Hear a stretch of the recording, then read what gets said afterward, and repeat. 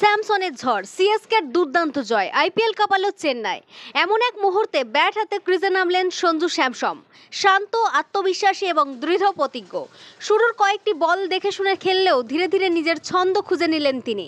প্রতিপক্ষ বোলারদের একের পর এক বাউন্ডারি আর ছক্কায় পরাস্ত করতে শুরু করলেন। তার ব্যাট যেন কথা বলছিল, প্রতিটি শট ছিল নিখুঁত, প্রতিটি রান ছিল দলের জন্য অমূল্য।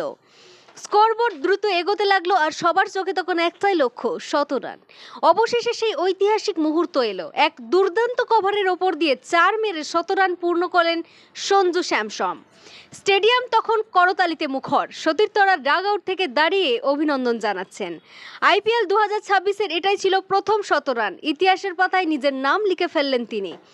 এই ইনিংস শুধু একটি 100 রান নয়, এটি ছিল আত্মবিশ্বাস, দক্ষতা এবং নেতৃত্বের এক অসাধারণ উদাহরণ।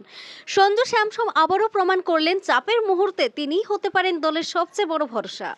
চেন্নাই সুপার কিংস নিয়ে আজকের ম্যাচের বড় খবর সামনে এসেছে। মৌসুমের শুরুতে টানা হারার পর এই জয় দলকে আত্মবিশ্বাস দিয়েছে।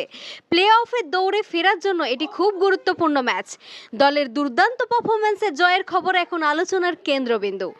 এই ম্যাচের পর থেকে আইপিএল 2026 আবারও জমে উঠল, আর ক্রিকেট প্রেমীদের মনে থেকে গেল এক অবিস্মরণীয় ইনিংসের গল্প। নমস্কার।